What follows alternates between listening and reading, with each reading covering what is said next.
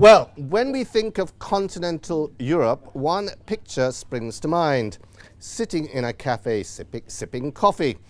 It is a way of life for millions of people, but it's also a way of life that could actually be at risk. Neena is here to tell us about the falling demand for coffee, especially the good stuff. Neena, so how do we know people have stopped drinking so much coffee in cafes?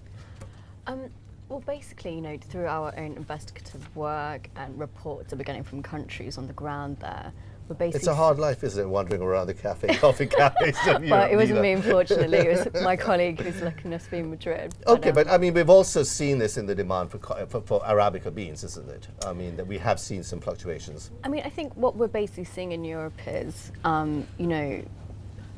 people maybe not going to the daily coffee shop every day, which is traditionally a very big part of Southern European culture, Mediterranean culture, and kind of maybe stepping down and drinking more instant coffee. So we've seen Arabica coffee prices.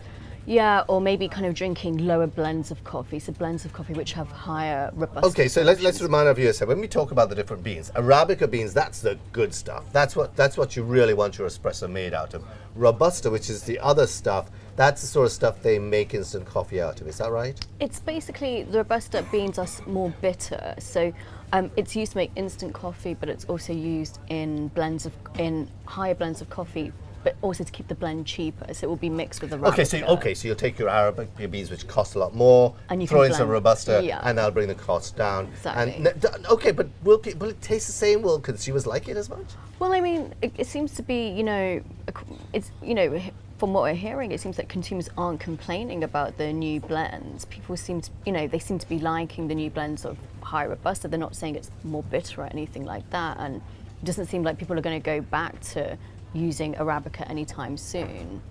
So this could be really quite an important shift in the way coffee is blended in Europe, given the differing demands. I mean, what is interesting here is that the prices of Arabica beans, I believe, were down, 30% on the year, which I guess is a reflection here of the falling, not only the falling in demand, but the different mixes with Robusta. Absolutely. I mean, we've seen Robusta prices up, 18% so far this year. So it's basically reflective of a shift in, well, not necessarily the shift in taste, but what roasters have changed in blends and how consumers are responding. And what is interesting is you said more Europeans drinking instant coffee, which sounds nearly unbelievable when you think about it, because it's not the way you generally think. But it is an interesting point here.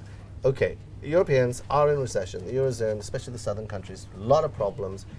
They can't go out and buy a new car, but you'd think they'd say, well, I'm going to go out and make sure I have some good coffee instead.